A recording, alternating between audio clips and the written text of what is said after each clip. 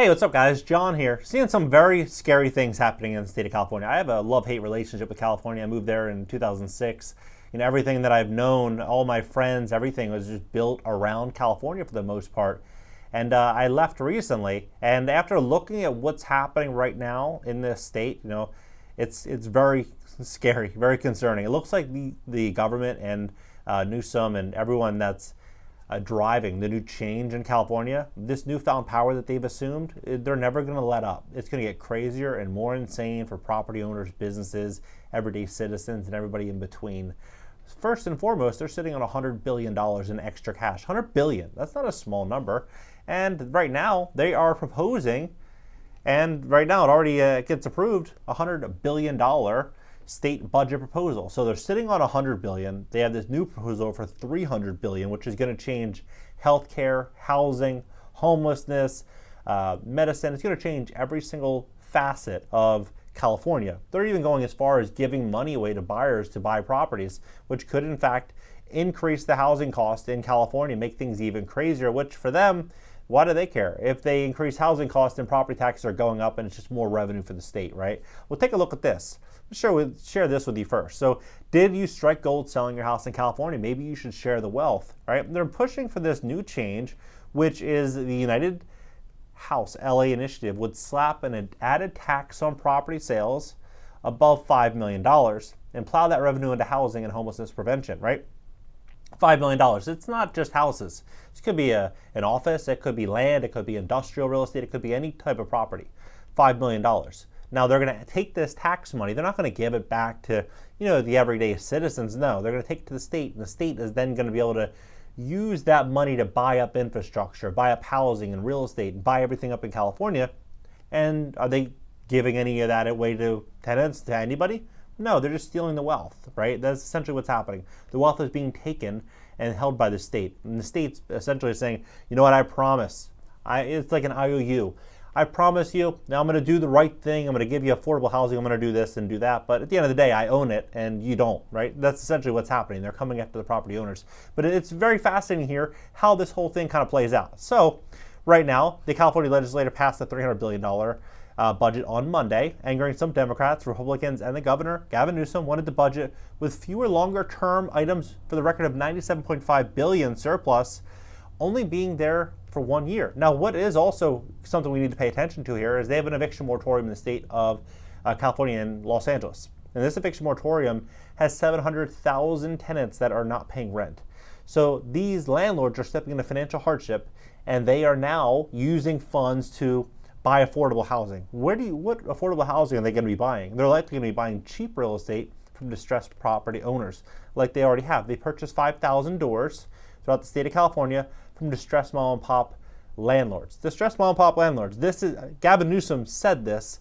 There's a video on my channel, I'll link below, and he's smiling, saying, you know what, we were happy to buy these properties. What are they going to do with all this money? They're going to buy everybody's hard work, right? Everyone's life's work in their property. They're going to come and buy it.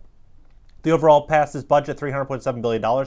He said in last month, but many differences on where the money is actually going. Under the legislator budget bill, they plan to spend billions more than Newsom on education, with free college tuition going towards 150,000 more students than under the governor's budget. Another $2 billion over the next 3 years will go towards student housing projects. Another large program, not on Newsom's plan, a $1 billion per year program to help first-time home buyers by covering a 20% down payment for the purchase price. 20% would potentially lower the median monthly mortgage payment by about $1,000. But what it's also going to do is likely increase the cost of the house, right? And so if people are buying these properties, they're getting the down payment for free. The big sincere question I have is, will now people just simply want to just get into any property because they don't have to come up with the down payment? I know for me, when I bought my first property, saving up the money was the hardest part. It took me a couple years just saving up, being very diligent, watching my spending, and I was really, really focused on saving up that money. But I wonder what I would have done if someone just wrote me a check for 20% and just let me go out there. I probably would have just bought something. I wouldn't have put all that, that care into making sure that, I made a smart decision, right? And the same thing I think is going to happen here. But the question then becomes is, as interest rates are rising and things get more expensive, are people going to be underwater on these deals, right? What is this going to look like? The money isn't free, by the way. If you refinance the property, you have to give the money back to the state. If you sell the property, you have to give the money back to the state, right?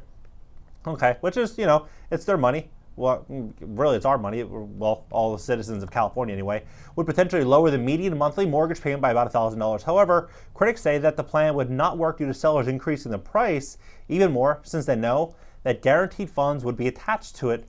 This is in addition to yet another increased annual cost of at least $400 million a year going to new earned income tax credit of $255 next year. Newsom and the legislator do agree on many key points between the two budget proposals, with an expansion of Medi-Cal to all Californians regardless of immigration status, right, being the main highlight. However, expansion of the state health care is a priority, with the budget putting nearly $2 billion into healthcare programs, including $100 million going towards creating generic insulin, another $100 million going toward trust funds for children who lost their parents due to this, right? Another part of all sides agree on is helping find housing for those who are homeless or who have mental illness, with $1.5 billion tentatively earmarked over the next 2 years. They're literally taking over every industry in California. Like, they're taking over everything. But with the recession anticipated sometime next year, the governor, Democrats, and Republicans are at odds over what exactly the budget should go towards in the long run, especially as the surplus funds dry up. With the legislator plan would increase the state's budget reserves to around $38 billion, both on the governor and legislative Republican want more put away for a rainy day. The biggest stress point currently dividing everyone is what to do with how much should be returned to California taxpayers. Under Newsom's $18.1 billion plan, $11.5 billion will go directly back to all auto-owning Californians through $400 checks and $600 Golden State stimulus checks released last year. Qualified low-income tenants who requested rental assistance before March 31st would also be eligible to receive small part of the $2.7 billion emergency rental assistance plan. You have to remember, Newsom, if you didn't see the videos, he came out promising to pay everybody's rent. Don't worry about it. If you can't pay, I'm going to pay. I'm going to pay. That was like a year, 18 months ago. They only issued and completed payments on about 2% of all applications, right? 2%. So these tenants, they were lied to. They were misdirected. The landlords, same thing, right? They were both kind of waiting and both received promises that were never fulfilled, right? And so when they say that they're going to give this money, is that really the state's responsibility, or should the state kind of just stay out of it? It's the big question I have for you. This part would only, and when I'm saying they should, if they said they're going to do something in the past, take care of it. But going forward, having this dependence, I think it's a very, very dangerous road to go down, right? This part would only be allowed for rent relief. Another part of the package would be $1.4 billion towards helping any past due utility bills. $1.2 billion of that would specifically go towards electricity bills. Another $200 million for water bills. Diesel fuel tax would be suspended for a year, costing the state $439 million. With $750 million go to free public transit to those who didn't get car ownership-based checks.